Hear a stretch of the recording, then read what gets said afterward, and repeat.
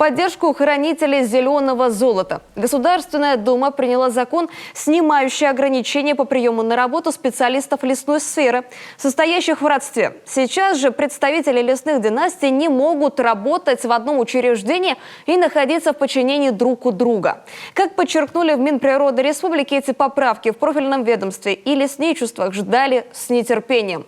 Во всех ли районах Коми долгожданное новшество вступит в силу, расскажет Наталья Юрина.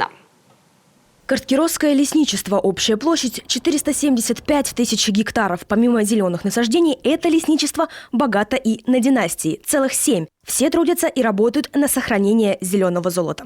В свое время, в далеком 1966 году, мои родители, мама с папой, по окончании Архангельского лесного института приехали работать в Кажемское лесничество. Потом были переведены сюда, в Карткиросское лесничество, работать. Мама работала экономистом, папа возглавлял лесничество Карткиросское.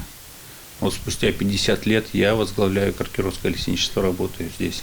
Михаил Макарчук – представитель другой лесной династии. Общее дело объединило 4 поколения. Задел на будущее заложил дедушка героя. Семья жила на Украине в поселке с говорящим названием – Полесье. Там-то Михаилу Макарчуку и привили любовь к лесу. Решил поступить в лесной техникум. Поступил, работал до армии, там я недолго работал лесником. Потом после армии пошел в межколхозный лесхоз. А потом решил уехать с Украины, посмотреть север и поехал на лесозаготовки. 12 лет проработал мастером лесозаготовок. В начале 90-х руководство предложило перейти в лесничество, где трудится и по сей день. На ежедневные обходы брал с собой дочерей. Одна из них – Оксана. Сегодня работает в том же лесничестве, только инженером по лесопользованию. Самое важное, я считаю, в моей работе – это ежегодный учет лесного фонда, по результатам которого мы анализируем, сколько площадей было вырублено за год, сколько молодняков, сколько создано лесных культур. И по результатам этого мы уже формируем в дальнейшем планы на будущий год. Лесными династиями в республике Коми не удивишь. Вот только работают родственники в разных отделах. В настоящее время, согласно закону, члены семьи не могут находиться в подчинении друг у друга. Как итог, теряется преемственность знаний. На месте не хватает кадров, отмечают в лесничестве. Госдума в 3-м чтении приняла поправки, которые разрешают специалистам лесной сферы работать бок о бок. Это ограничение снимается как раз для тех, кто работает в лесной отрасли. Таким образом, мы говорим о том, что зеленый свет лесным династиям Российской Федерации.